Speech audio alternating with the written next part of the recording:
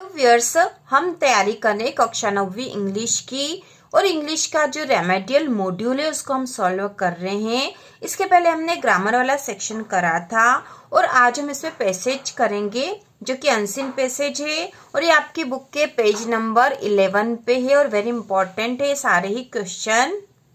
तो इसमें पैसेज 1 है, Lalita sowed some tomato seeds in her garden.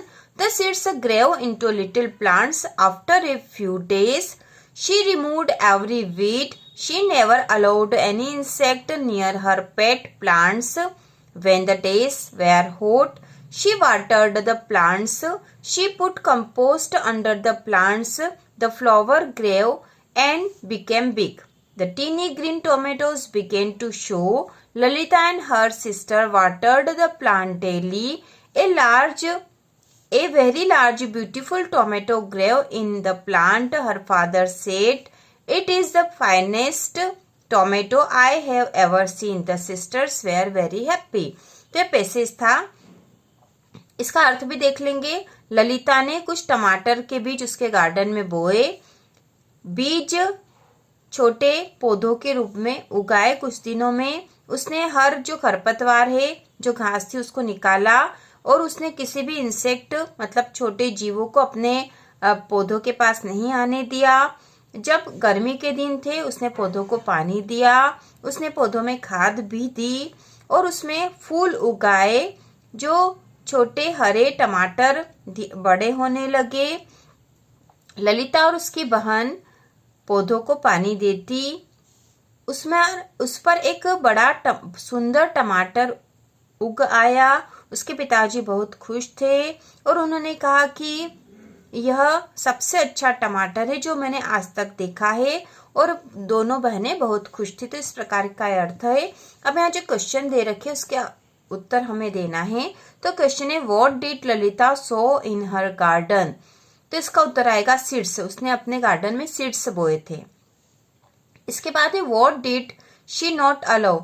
उसने क्या अलाउ नहीं किया था, तो इंसेक्ट नियर प्लांट। ठीक है। इसके बाद है, what did she put under the plant. उसने पौधों में क्या डाला था, तो इसका उत्तर आएगा कंपोस्ट मतलब खाद। Which of the following is similar in meaning to tiny. Tiny के सिमिलर मीनिंग क्या, तो यहाँ आएगा स्मॉल मतलब छोटा, टीनी मतलब भी छोटा ही होता है। इसके बाद है, why were the sisters happy. बहनें क्यों खुश थी, तो इसका आंसर होगा because a tomato grew in their garden. इसके बाद हम पैसेज 2 भी देख लेंगे। तो पैसेज है, necessity is Indeed the mother of invention. तो इसका अर्थ है कि आवश्यकता आविष्कार की जननी है। When areas in and around Leh began to experience water shortage, life didn't grind to a halt. Why? Because Chewang Norfel, a retired civil engineer in the Jammu and Kashmir government, came up with the idea of artificial glacier. तो यहाँ पे लिखा है कि आवश्यकता आविष्कार की जननी है। तो एरिया इन अराउंड लेह जो एक स्थान है उसके आसपास जो है पानी की बहुत कमी है और वहां पर जीवन बहुत कठिन है। लेकिन जो चेवांग नॉर्फेल एक रिटायर्ड सिविल इंजीनियर थे जम्मू कश्मीर गवर्नमेंट में, वे एक आइडिया के साथ आइडिया लेके आए और वो आइडिया था आर्टिफिशियल ग्लेशियर का।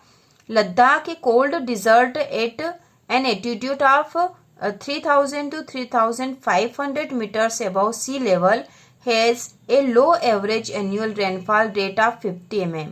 तो वहां पर पानी बहुत कम गिरता था। Glacier have always been the only source of water. वहां पे glacier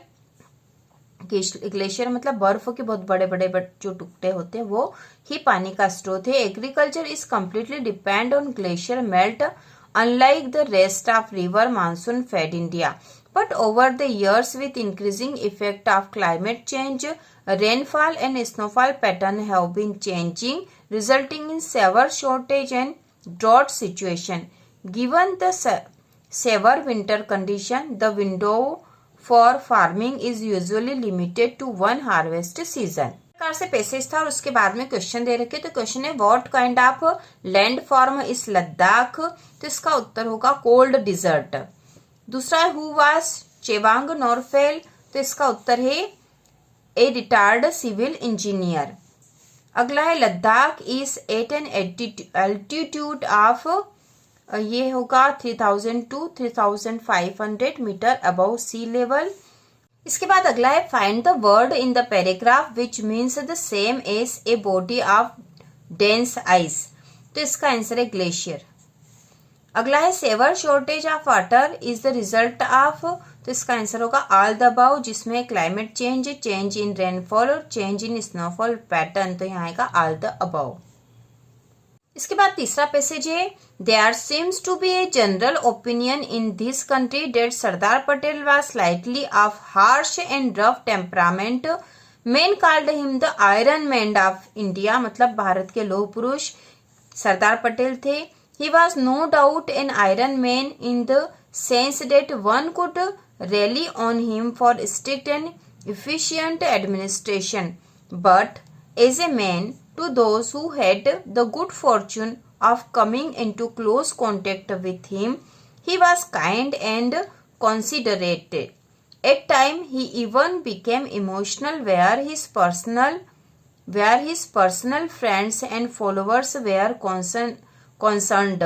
However, it goes without saying that the Sardar Patel had the great skill of organizing affairs. He knew the way of picking people and putting them in their proper place.